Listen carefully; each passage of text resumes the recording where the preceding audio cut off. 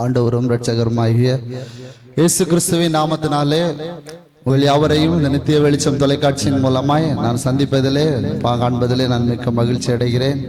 ஒவ்வொரு திங்கட்கிழமை தோறும் மாலை 5 மணியிலிருந்து 5:30 வரை தேவனுடைய வார்த்தையை உங்களோடு கூட பகிர்ந்து கொள்ளும்படியே கர்த்தர் பாராட்டின கிருபைகளுக்காக நான் நன்றி செலுத்துகிறேன். நம் யாவரும் கண்களை மூடி ஜெபம் செய்வோம். Hallelujah, thank you Jesus. மலை போல துன்பம் என்னை சூழும் போது அதை பனி போல உருகிட செய்பவரே. மலை போல துன்பம் என்னை சூழும் போது அதை பனி போல உருகிட செய்பவரே. கண்மணி போல் என்னை காப்பவரே. உள்ளங்கையில் பொறிந்து என்னை நினைப்பவரே. கண்மணி போல் என்னை காப்பவரே. உள்ளங்கையில் பொறிந்து என்னை நினைப்பவரே. போதும் என் வாழ்விலே ஏசையா, நீ போதும் என் வாழ்விலே. நல்ல பிதாவே, நன்றியோடு துதிக்கிறோம், ஸ்தோத்தரிக்கிறோம், துதிக்கிறோம்பா. வேலைக்காக உமக்கு நன்றி செலுத்துகிறோம் ஆண்டவரே. இந்த மாலை வேளையிலும் கூட கர்த்தாவே, இந்த வார்த்தைகளை கேட்கிற நோடு கூட இணைந்திருக்கிற ஒவ்வொரு பிள்ளைகளுக்காக உமக்கு நான் நன்றி செலுத்துகிறேன், துதிக்கிறோம்பா. ஆண்டவரே, நாளிலும் பரிசுத்த ஆவியானவர் எங்களோடு கூட பேசுவீராக, எங்களோடு கூட இடைப்படுவீராக. ஆண்டவரே, நம்முடைய வார்த்தைகளை பேசுவதற்கு என்ற பலனையும் ஞானத்தையும் கிருபைகளையும் அருளும்படி ஜெபிக்கிறோம்பா. ஹல்லேலூயா. கர்த்தர் பெரிய காரியங்களை செய்யும், அற்புதங்கள் நடக்கட்டும். ஆண்டவரே, இதை பார்க்கிற அந்த சத்தத்தை கேட்கிற பிள்ளைகளுடைய வாழ்க்கையில இயற்கைக்கு அப்பாற்பட்ட தேவனுடைய கிருபை வெளிப்படும்படிக்காக நான் ஸ்தோத்திரிக்கிறேன். மகிமையினால் நிரப்பணும் இயேசுவின் நாமத்தில் பிதாவே, ஆமென், ஆமென், ஆமென். ஹல்லேலூயா. கர்த்தர் நல்லவர். இந்த நாளிலும் கூட நம் எபேசியர் 1வது அதிகாரத்தில் அதனுடைய 17வது வசனம், 18வது வசனம், 19வது வசனத்தை நாம் வாசிப்போம். நம்முடைய கர்த்தராகிய இயேசு கிறிஸ்துவின் தேவனும் மகிமையின் பிதாவுமானவர் தம்மை நீங்கள் அறிந்து கொள்வதற்கான ஞானத்தையும் தெளிவையும் அளிக்கிற ஆவியை உங்களுக்கு தந்தருள வேண்டும் என்றும், தாம் நம்மை அழைத்ததினாலே நமக்கு உண்டாயிருக்கிற நம்பிக்கை என்னதென்று, பரிசுத்தவான்களிடத்தில் நமக்கு உண்டாயிருக்கிற சுதந்திரத்தினுடைய மகிமை என்னதென்றும், தாம் கிறிஸ்துவை மரித்தோரிலிருந்து எழுப்பி அவரிடத்தில் நடப்பித்த தமது பலத்த சத்துவத்தின் வல்லமையின்படியே விசுவாசிக்கிறவர்களாகிய நம்மிடத்தில் காண்பிக்கும் தம்முடைய வல்லமையின் மகா மேன்மையான மகத்துவம் என்னதென்றும் நீங்கள் அறியும்படிக்கு அவர் உங்களுக்கு பிரகாசமுள்ள மனக்கண்களை கொடுக்க வேண்டும் என்று வேண்டிக் கொள்கிறேன். பவுல் அப்போஸ்தலன் எபேசியர் திருச்சபைக்கு எழுதும் போது ஒரு ஜெபத்தை அங்கே எழுதுகிறார். தாம் கிறிஸ்துவை மரித்தோரிலிருந்து எழுப்பி அவரிடத்தில் நடப்பித்த சத்துவத்தின் வல்லமையையும் விசுவாசிக்கிற நம்மிடத்தில் காண்பிக்கும் தம்முடைய வல்லமையின் மகா மேன்மையான மகத்துவம் என்னதென்று காண்பிக்கும்படி அவர் நமக்கு பிரகாசமுள்ள மனக்கண்கள் வேண்டும் என்று சொல்லி அவர் அங்கே ஒரு ஜெபம் செய்கிற ஜெபத்தை எழுதி கொண்டிருக்கிறார். ஹல்லேலூயா. அநேக நேரங்களில் நாம் கர்த்தர் நல்லவர் என்பதை நாம் அறிந்திருக்கிறோம். ஆனால் அவர் நல்லவர் மட்டுமல்ல, அவர் வல்லமை உள்ளவராகவும் அவர் வல்லவராகவும் இருக்கிறார் என்று வேதம் குறிப்பிடுகிறது. ஹல்லேலூயா. இயேசு வல்லமையாய் நடந்தது போல, வல்லமையாய் செயல்பட்டது போல நாமும் இந்த உலகத்திலே வல்லமையாய் செயல்பட வேண்டும் என்று சொல்லி தேவன் விரும்புகிறார். அதைத்தான் பவுல் அப்போஸ்தலன் இந்த எபேசியர் திருச்சபைக்கு எழுதும் போது அங்கே குறிப்பிடுகிறார். கிறிஸ்துவை மரித்தோரிலிருந்து எழுப்பி அவரிடத்தில் நடப்பித்த சத்துவத்தின் வல்லமையை விசுவாசிக்கிற நம் மூலமாய் வெளிப்படுத்த வேண்டும் என்பதற்காகவும் அவர் அங்கே ஒரு ஜெபம் செய்கிறார். எபேசியர் 3வது அதிகாரம் அதனுடைய 16-19 வரை உள்ள வசனங்களை வாசிக்கும் போது, நீங்கள் அவருடைய ஆவியினாலே உள்ளான மனுஷனில் வல்லமையாய் பலப்படவும், விசுவாசத்தினாலே கிறிஸ்து உங்கள் இருதயங்களில் வாசமாய் இருக்கவும், நீங்கள் அன்பில் வேரூன்றி நிலை பெற்றவர்களாகி சகல பரிசுத்தவான்களோடு கிறிஸ்துவினுடைய அன்பின் அகலமும் நீளமும் ஆழமும் உயரமும் இன்னதென்று உணர்ந்து அறிவிக்கட்டாத அந்த அன்பை அறிந்து கொள்ள வல்லவர்களாகவும், தேவனுடைய சகல பரிபூரணத்தாலும் நிறையப்படவும், அவர் தமது மகிமையினுடைய ஐஸ்வர்யத்தின்படியே உங்களுக்கு அனுக்கிரகம் பண்ண வேண்டும் என்று வேண்டிக் கொள்கிறேன் என்று சொல்லி 2 விதமான ஜெபங்களை குறித்து நாம் வேதத்திலே பார்க்க முடிகிறது. ஹல்லேலூயா. பவுல் எந்த ஜெபத்தை விரும்பினார் என்றால், சபையானது வல்லமையிலே பலப்பட வேண்டும், உள்ளான மனுஷனிலே ஆவியிலே வல்லமையாய் பலப்பட வேண்டும், கிறிஸ்துவை மரித்தோரிலிருந்து எழுப்பி அவரிடத்தில் நடப்பித்த சத்துவத்தின் வல்லமையிலே இன்றைக்கு சபையானது வெளிப்பட வேண்டும் என்று சொல்லி பவுல் நமக்கு பிரகாசமுள்ள மனக்கண்கள் வேண்டும் என்று சொல்லி அங்கே வேண்டிக் கொள்கிறதை நாம் பார்க்க முடிகிறது. ஹல்லேலூயா. சபையானது இன்றைக்கு கிறிஸ்து இயேசுவை போல வல்லமையாய் வெளிப்பட வேண்டும் என்று சொல்லி தேவன் விரும்பிக் கொண்டிருக்கிறார். ஹல்லேலூயா. ஆனால் சபை இன்றைக்கு வல்லமையாய் செயல்பட வேண்டிய சபை இன்றைக்கு வல்லமை குறைந்ததாய், பலன் குறைந்ததாய் இன்றைக்கு காணப்பட்டு கொண்டிருக்கிறது. காரணம், தாம் யார் என்பதை சபையால இன்னைக்கு புரிந்து கொள்ள முடியாத சூழ்நிலை தான் இன்னைக்கு சபையிலிருந்து வல்லமை வெளிப்பட முடியாமல் இருப்பதற்கு ஒரு பெரிய காரணமாய் இருக்கிறது. யோபு 39வது அதிகாரம் அதனுடைய 21, 22 வசனங்களை வாசிக்கும் போது, யோபு 39 அதனுடைய 21, 22 வசனங்களை வாசிக்கும் போது, அது தரையிலே தாளடித்து தன் பலத்தில் கழித்து ஆயுதங்களை தரித்தவருக்கு எதிராக புறப்படும், அது கலங்காமலும் பட்டயத்துக்கு பின்வாங்காமலும் இருந்து பயப்படுதலை அலட்சியம் பண்ணும். ஹல்லேலூயா. 19வது வசனம் வாசிக்கும் போது, குதிரைக்கு நீ வீரியத்தை கொடுத்தாயோ, அதன் தொண்டையின் குமுறலை வைத்தாயோ, ஒரு வெட்டுக்கிளியை மிரட்டுகிறது போல அதை மிரட்டுவாயோ, அதனுடைய நாசியின் செருக்கு பயங்கரமாய் இருக்கிறது. இங்கே குதிரையை குறித்து சொல்லப்பட்டிருக்கிறது. குதிரையானது அது தரையிலே தாளடித்து தன் பலத்தில் கழித்து ஆயுதங்களை தரித்தவருக்கு எதிராக புறப்படும் என்று, அது கலங்காமலும் பட்டயத்துக்கு பின்வாங்காமலும் இருந்து பயப்படுதலை அலட்சியம் பண்ணும் என்று சொல்லி. ஆமென். குதிரையை பார்க்கும்போது அந்த குதிரை என்ன செய்யும் அப்படின்னா, அது யுத்தத்திற்கு போகிறதற்காக குதிரைகளை பயன்படுத்துவார்கள். யுத்தம் என்று சொன்னாலே அங்கே குதிரைகள் தான் அங்கே குறிப்பிடப்படும். குதிரையானது அதன் வீரியத்தை கண்டாயோ, அது ஆயுதங்களை தரித்தவருக்கு எதிராக புறப்பட்டு செல்லுகிறதா இருக்கிறது. ஆமென். ஹல்லேலூயா. ஆயுதத்தை பார்த்த உடனே அது பயந்து போகிறது இல்ல, ஆயுதம் தரித்தவர்களுக்கு எதிராக புறப்பட்டு செல்லுகிற வல்லமை உடையதாய் குதிரை காணப்படுகிறது.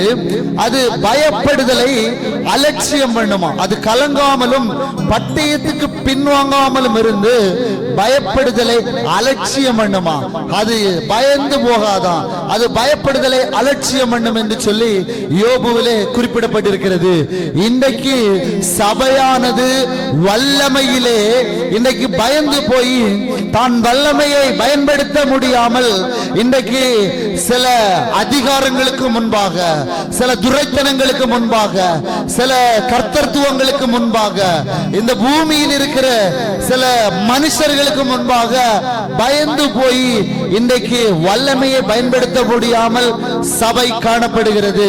ஆனால் தேவன் சொல்லுகிறார், குதிரையை நீங்கள் பாருங்கள், அது கலங்காமலும் அது பட்டயத்துக்கு பயப்படாமலும் அது பயப்படுதலை அலட்சியம் பண்ணுகிற அளவுக்கு அதுக்கு பலனுடையதா இருக்கிறது. அந்த பலனை கர்த்தர் ஒவ்வொரு சபைகளுக்குள்ளும், ஆமென், கிறிஸ்துவின் சரீரமாகிய ஒவ்வொரு சபைக்குள்ளும் அந்த பலனை கர்த்தர் வைத்திருக்கிறார், அந்த வல்லமையை வைத்திருக்கிறார். அந்த வல்லமையை உங்க மூலமாய் கர்த்தர் கர்த்தர் வெளிப்படுத்த வேண்டும் என்று சொல்லி விரும்புகிறார். ஆமென், ஹல்லேலூயா.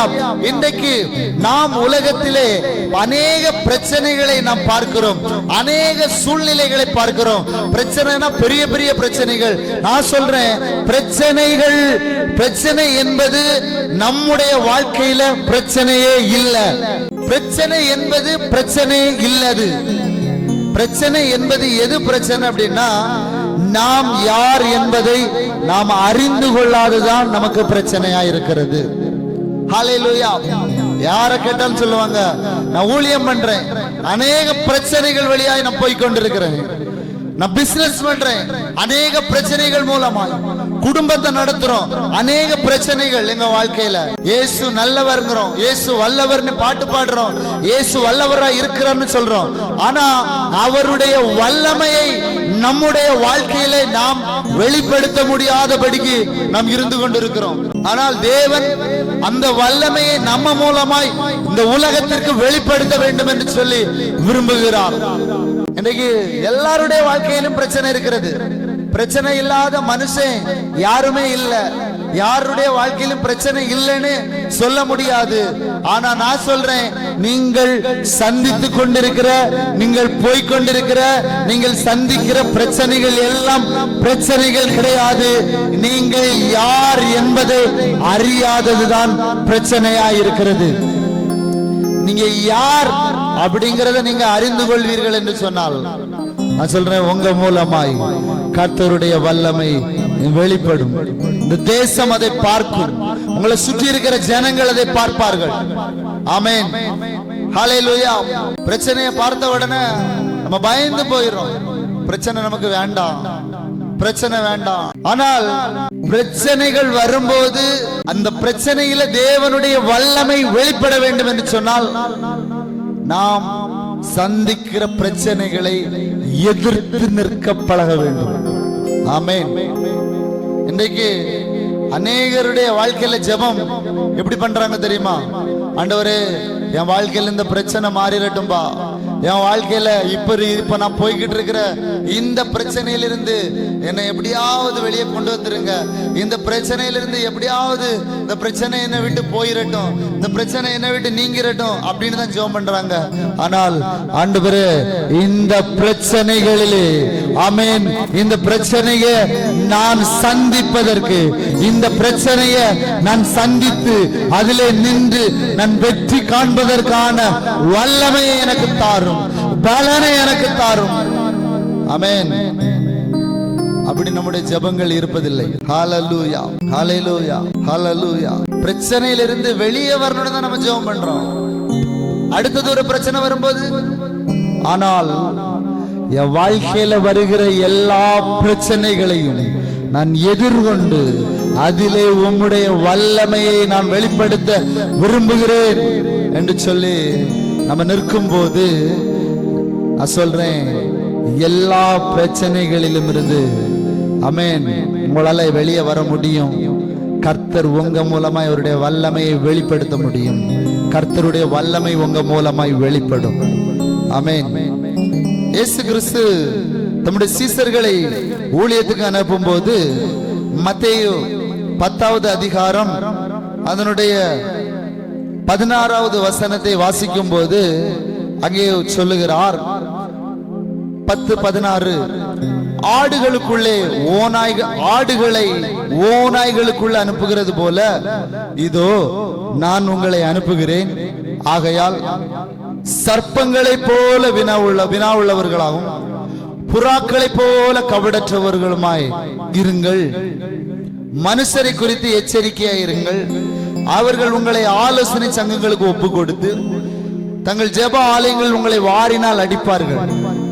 அவர்களுக்கும் புறஜாதியாருக்கும் சாட்சியாக என் நிமித்தம் அதிபதிகளுக்கு முன்பாகவும் ராஜாக்களுக்கு முன்பாகவும் கொண்டு போகப்படுவீர்கள். இயேசு தன்னுடைய சீசர்களை ஊழியத்துக்கு அனுப்பும் போது அவர் சொல்றாரு, ஆடுகளை ஓநாய்களுக்குள்ளே அனுப்புகிறது போல நான் உங்களை அனுப்புகிறேன். யாருமே ஓநாய்களுக்குள்ள ஆட்டை அனுப்ப மாட்டாங்க. ஆட்டு மந்தைக்குள்ளதான் ஓநாய் என்ன செய்யும், வந்து அந்த ஆடுகளை அடித்து செல்லும். அந்த ஆடுகளை பிடித்து செல்லும், அந்த ஆடுகளை கவ்வி கொண்டு செல்லும். ஆனால் இயேசு தன்னுடைய சீசர்களை அனுப்பும் போது ஓநாய்களுக்குள்ளே நான் ஆடுகளை ஓநாய்களுக்குள்ளே அனுப்புகிறது போல நான் உங்களை அனுப்புகிறேன் என்று சொல்லி, ஹல்லேலூயா. அவர் எவ்வளவு நல்ல மேய்ப்பனாய் இருக்கிறார். எந்த நல்ல மேய்ப்பனோ, எந்த மேய்ப்பனோ ஓநாய் கூட்டத்துக்குள்ள அனுப்ப மாட்டான். ஏன்னா ஓநாய்கள் ஆட்டை பிடிச்சிருன்னு. ஆனால் இவர் நல்ல மேய்ப்பனாய் இருக்கிறார். ஏன்னா அவர் ஆடுகளுக்காக தன் ஜீவனையே கொடுக்கிற நல்ல மேய்ப்பனாய் இருக்கிறாரு.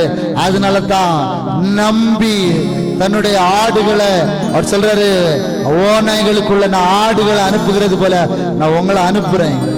நீங்கள் சர்ப்பத்தை போல வினா உள்ளவர்களாய், சர்ப்பத்தை போல விஷம் உள்ளவர்களாய் இருங்கள் அப்படின்னு சொல்லல. சர்ப்பத்தை போல வினா உள்ளவர்களாய் இருங்க. சர்ப்பம் அப்படி தலையை எடுத்து இப்படி வச்சுட்டு பக்கத்துல அப்படி ஒரு அந்த திரும்புற ஒரு டைம், அந்த மாதிரி நீங்க ஷார்ப்பா இருங்க. அந்த மாதிரி அவர் சொல்லி அனுப்புறாரு. அனுப்பிட்டு சொல்றாரு, உங்களை அதிபதிகளுக்கு முன்பாக, உங்களை ராஜாக்களுக்கு முன்பாக எல்லாம் கொண்டு போவாங்க. நீங்க கவலைப்படாதீங்க. நீங்க எப்படி பேசுவோம், என்னத்தை பேசுவோம்னு கவலைப்படாதீங்க. நீங்கள் பேச வேண்டியது அந்நேரத்திலே உங்களுக்கு அருளப்படும். ஆமென், ஹல்லேலூயா. இயேசு தன்னுடைய சீசர்களை அனுப்பும் போது அவர்களுக்கு என்ன வல்லமை தேவையோ அந்த வல்லமையை கொடுத்து அனுப்பினார். ஆமென், ஆமென், ஹல்லேலூயா, ஹல்லேலூயா. Thank you Jesus. அந்த வல்லமை இன்றைக்கு நம்முடைய வாழ்க்கையிலும் நமக்குள்ளும் இருக்கிறது. ஆமென். அதனால சுத்தி இருக்கிற ஜனங்கள், சுத்தி இருக்கிற சூழ்நிலைகள், நீங்க சந்திக்கிற பிரச்சனைகளை பார்க்காதீங்க. உங்களுக்குள் இருந்து கர்த்தர் தம்முடைய வல்லமையை வெளிப்படுத்த விரும்புகிறார் என்பதை மட்டும் நீங்கள் புரிந்து கொள்ளுங்கள். ஹல்லேலூயா, ஹல்லேலூயா. எப்படி வல்லமையை வெளிப்படுத்த விரும்புறாரா? கிறிஸ்துவை மரித்தோரிடத்திலிருந்து எழுப்பி அவரிடத்தில் நடப்பித்த சத்துவத்தின் வல்லமையை. இயேசு மரித்து அவர் 3ஆம் நாளில் உயிரோடு எழும்பும் போது அவரிடத்தில் என்ன வல்லமை வெளிப்பட்டதோ அதே வல்லமைய, அந்த உயிர்த்தெழுந்த வல்லமையை கர்த்தர் உங்களுக்குள் இருந்து வெளிப்படுத்த வேண்டும் என்று விரும்புகிறார். நான் சொல்றேன், உங்க வாழ்க்கையில தேவனுடைய உயிர்த்தெழுந்த வல்லமை, ஆமென், அது ஒவ்வொரு நாளும் வெளிப்படும். ஆமென், ஹல்லேலூயா. இதுக்கு எனக்கு வல்லமை இல்லையே, எனக்கு வல்லமை இல்லையே அப்படின்னு யாருமே சொல்ல முடியாது. உங்களுக்குள்ள வல்லமை இருக்கிறது.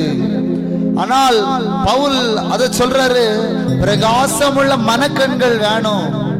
எனக்குள்ள வல்லமை இருக்குது அப்படிங்கறத புரிந்து கொள்ளக்கூடிய அந்த மனக்கண்கள், உங்க மனக்கண்கள் திறக்கப்பட்டுனா போதும், உங்களுக்குள்ள இருந்து வல்லமை வெளிப்படுகிறதை நீங்கள் நிச்சயமாய் பார்ப்பீர்கள். ஹல்லேலூயா, ஹல்லேலூயா. யாத்ராகமம் 6வது அதிகாரம் அதனுடைய 1வது வசனத்தை வாசிக்கும் போது, யாத்ராகமம் 6:1, அப்பொழுது கர்த்தர் மோசேயை நோக்கி, நான் பார்வோனுக்கு செய்வதை இப்பொழுது காண்பாய். பலத்த கையை கண்டு அவர்களை போகவிட்டு, பலத்த கையை கண்டு அவர்களை தன் தேசத்தை இருந்து துரத்தி விடுவான் என்றார். மேலும் தேவன் மோசேயை நோக்கி, நான் சர்வ வல்லமை, நான் யெகோவா சர்வ வல்லமை உள்ள தேவன் என்னும் நாமத்தினாலே ஆபிரகாமுக்கும் ஈசாக்குக்கும் யாக்கோபுக்கும் தரிசனமானேன். ஆனாலும் யெகோவா என்னும் நாமத்தினாலே நான் அவர்களுக்கு அறியப்படவில்லை. இங்கே மோசே, ஆண்டவர் என்ன செய்கிறார்னா, மோசேயை அழைக்கிறார். இஸ்ரவேல் ஜனங்கள் எகிப்திலே அடிமையா இருக்கும் போது ஆண்டவர் மோசேயை அழைப்பித்து, மோசேயை கொண்டு வந்து, மோசே நீ அந்த ஜனங்களை மீட்டு கொண்டு வா என்று சொல்லி மோசேயை அழைத்து கொண்டு வருகிறார். மோசே போய் பார்வோன் கிட்ட இஸ்ரவேல் ஜனங்களை எல்லாம் கர்த்தரை ஆராதிக்கும்படி நீ விட்டு விடு என்று சொன்ன போது அவன் விட்டு விடல. அவன் ஒவ்வொரு சூழ்நிலையிலும் அவன் விட்டு விடவில்லை. எப்பெல்லாம் போய் ஜனங்களை விடுவிக்கணும்னு பேசுறானோ அப்பெல்லாம் ஜனங்கள் மேல அதிகமான பாரத்தையும் வேதனைகளையும் வேலை பழுவையும் சுமத்தி அந்த ஜனங்கள் ரொம்ப கஷ்டப்பட்டு கொண்டிருக்கிறாங்க. இஸ்ரவேல் ஜனங்களே சொல்றாங்க, நீங்கள் பார்வோனுடைய கண்களுக்கு முன்பாகவும் அவர்களுடைய ஊழியக்காரர் கண்களுக்கு முன்பாக எங்கள் வாசனையை கெடுத்து எங்களை கொல்லும்படி அவர் கையில் பட்டயத்தை கொடுத்த நிமித்தம் கர்த்தர் உங்களை பார்த்து நியாயம் தீர்ப்பார் அப்படிங்கிற அளவுக்கு ஜனங்கள் மோசையின் இடத்துல வந்து பேசுறாங்க. எந்த ஜனங்களை மீட்க வந்தானோ அந்த ஜனங்கள் மோசையை பார்த்து சொல்றாங்க, எங்க வாசனையை நீ கெடுத்து போட வந்தியா? எங்க வாசனையை நீ கெடுத்து போட்டு பட்டயத்தை அவர்களிடத்துல கொடுத்து எங்களை கொல்ல பாக்குற கர்த்தர் ஒன்ன நியாயம் தீர்ப்பார் அப்படின்னு சொன்ன உடனே இப்ப மோசே ஆண்டவரிடத்துல திரும்பி போய், ஆண்டவரே, இந்த ஜனங்களுக்கு தீங்கு வர பண்ணினது என்ன? என்னை ஏன் அனுப்புனீங்க ஆண்டவரே? உமது நாமத்தை கொண்டு பேசும்படி பார்வோனிடத்தில் பிரவேசித்தது முதல் அவன் இந்த ஜனங்களை உபத்திரவப்படுத்துகிறான். நீர் உம்முடைய ஜனங்களை விடுதலையாக்கவில்லையே. உங்க வல்லமையை காண்பிப்பேன்னு சொன்னீங்களே, நீ போ ஜனங்களை விடுவிப்பேன்னு சொன்னீங்களே ஆண்டவரே, விடுதலை ஆக்கலையே. இன்னைக்கு நம்ம வாழ்க்கையில அநேகருடைய வாழ்க்கையில் இந்த ஒரு கேள்வி இருக்குது. என்ன ஊழியத்துக்கு அழைச்சிங்க, எனக்கு வாக்கு தத்தங்களை கொடுத்தீங்க, நான் உன்னை இப்படி வைப்பேன்னு சொன்னீங்க, ஆனா இன்னும் நடக்கலையே. ஹல்லேலூயா, ஹல்லேலூயா, ஹல்லேலூயா. என்ன நீங்க ஏன் அனுப்புறீங்க ஆண்டவரே அப்படின்னு சொல்லி ஆண்டவரிடத்துல போய் மோசே பேசும்போது கர்த்தர் சொல்றாரு, மேலும் தேவன் மோசேயை நோக்கி 6:2 நான் யெகோவா சர்வ வல்லமை உள்ள தேவன் என்னும் நாமத்தினாலே நான் ஆபிரகாமுக்கும் ஈசாக்குக்கும் யாக்கோபுக்கும் தரிசனமானேன். ஆனாலும் நான் யெகோவா என்னும் நாமத்தினாலே நான் அவர்களுக்கு அறியப்படவில்லை. ஆமென், ஹல்லேலூயா. 6வது வசனம் சொல்லுகிறது, ஆமென், ஹல்லேலூயா. 6:1 சொல்லுகிறது, கர்த்தர் மோசேயை நோக்கி, நான் பார்வோனுக்கு செய்வதை இப்பொழுது காண்பாய். ஆமென். வல்லமை ஆண்டவரே, வல்லமை வெளிப்படுத்தலையே, விடுதலையாக்கலையே அப்படின்னு சொல்லும்போது ஆண்டவர் சொல்றாரு, நான் யெகோவா சர்வ வல்லமை உள்ள தேவன் என்று ஆபிரகாமுக்கும் ஈசாக்குக்கும் யாக்கோபுக்கும் நான் என்னை வெளிப்படுத்தி அவர்களுக்கு தரிசனமானேன். ஆனாலும் நான் அவர்களுக்கு அறியப்படல, அதை நீ இப்பொழுது காண்பாய் என்று சொல்லி, ஹல்லேலூயா, ஹல்லேலூயா, இப்பொழுது காண்பாய். ஆமென், ஆமென். இன்றைக்கு உங்க வாழ்க்கையில தேவனுடைய வார்த்தைகளையும் தேவனை நீங்க நம்பி இருந்து சில காரியங்களில போய் நீங்க கேள்வி கேட்கிறீங்க, ஆண்டவரே நீங்க இன்னும் என் வாழ்க்கையை உயர்த்தலையே, இன்னும் இந்த பிரச்சனை மாறலையே, இன்னும் உங்க வல்லமையை காண்பிக்கலையே, இன்னும் விடுதலை ஆக்கலையே. அப்படி நீங்க உங்க வாழ்க்கையில அநேகர் இந்த கேள்விய தேவனோடு கேட்டுக்கொண்டிருக்கிறீங்க. கர்த்தர் சொல்லுகிறார், இப்பொழுது நீ காண்பாய், ஆபிரகாமுக்கும் ஈசாக்குக்கும் யாக்கோபுக்கும் நான் தரிசனமானேன், ஆனால் அவர்களுக்கு நான் தரிசனமாகவில்லை, அவர்களுக்கு அறியப்படவில்லை. ஆனால் இப்பொழுது காண்பாய். நான் சொல்றேன், இப்போ நீங்க பாப்பீங்க.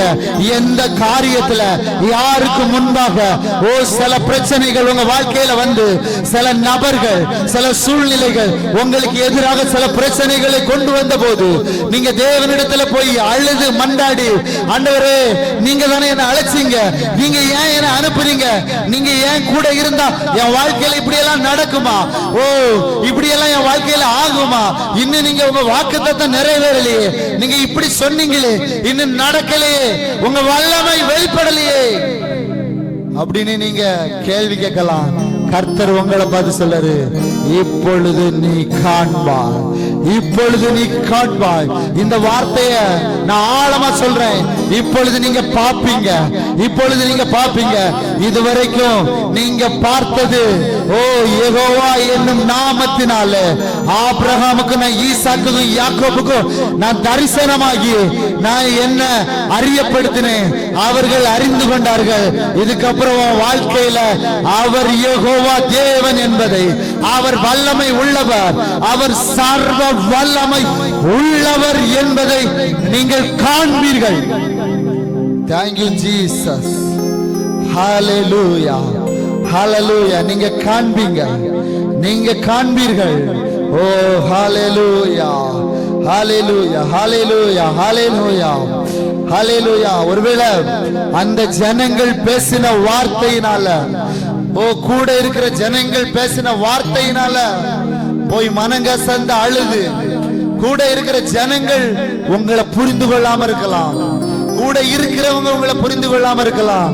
நான் சொல்றேன், உங்களை புரிந்து கொண்டு உங்களை நடத்துகிறவர் உங்க கூட இருக்கிறார். அது நீங்கள் இப்பொழுது காண்பீர்கள். உங்க மூலமாய் தேவனுடைய வல்லமை வெளிப்படும். எஸ் எஸ் வெளிப்படும். ஹalleluya. ஆண்டவர் மோசேயை அழைக்கும் போது மோசே கூட சொன்னாரு, பார்வோனுக்கு உன்னை நான் தேவனாய் ஏற்படுத்துகிறேன் என்று சொல்லி. ஆமென், ஹalleluya. ஆனா ஒவ்வொரு சூழ்நிலையிலும் அந்த வல்லமை ஒண்ணு அந்த அளவுக்கு வெளிப்படல. அந்த அளவுக்கு ஆண்டவர் தானே அனுப்பி விட்டாரு. அப்ப ஏன் மறுபடி அவன் சத்தத்துக்கு கீழ்ப்படியல அப்படின்னு நான் சொல்லட்டுமா? இந்த கேள்வி எனக்கு இருந்தது. ஆண்டவர் தானே அனுப்பி விட்டாரு அப்படின்னா போய் சொன்ன உடனே ஒரே வார்த்தையில அவன் அனுப்பி விட்டுருக்கணுமே அந்த ஜனங்களை. ஆனா அனுப்பி விடலையே. மறுபடியும் ஏன் டைம் எடுத்துட்டு, ஏன் ஜனங்கள்லாம் முறுமுறுத்தாங்க, மோசையே போய் அழுதான், ஏன் ஆண்டவர் ஏன் இப்படி செய்தாரு அப்படின்னு ஒரு கேள்வி வந்தது. நான் சொல்லட்டா, கர்த்தர் அந்த இடத்துல வல்லமையை வெளிப்படுத்த ஒரு நிமிஷம் ஆகாது. ஆனா கர்த்தர் மோசே கொண்டு கர்த்தர் தம்முடைய வல்லமையை வெளிப்படுத்த விரும்புகிறார். இன்றைக்கும் உங்களை அழைத்த தேவன், நீங்க நம்புகிறவர். ஓ, நீங்க சந்திக்கிற பிரச்சனையில அவருடைய வல்லமையை வெளிப்படுத்த ஒரு நிமிஷம் ஆகாது. ஆனா அந்த வல்லமையை கர்த்தர் உங்க மூலமா வெளிப்படுத்த விரும்புகிறார். பார்வோன் தேவனுக்கு சமமானவன் அல்ல. அதை நிரூபித்து காட்டுவதற்கு தான் தேவன் ஒவ்வொரு சூழ்நிலையிலும் மோசேயை அனுப்பினார். நான் சொல்றேன், கர்த்தர் நீங்க எந்த காரியத்துல கர்த்தர் தம்முடைய வல்லமையை வெளிப்படுத்த வேண்டும் என்று விரும்புகிறீர்களோ அதை உங்கள் மூலமாய் வெளிப்படுத்துவார். ஆமென், ஹalleluya.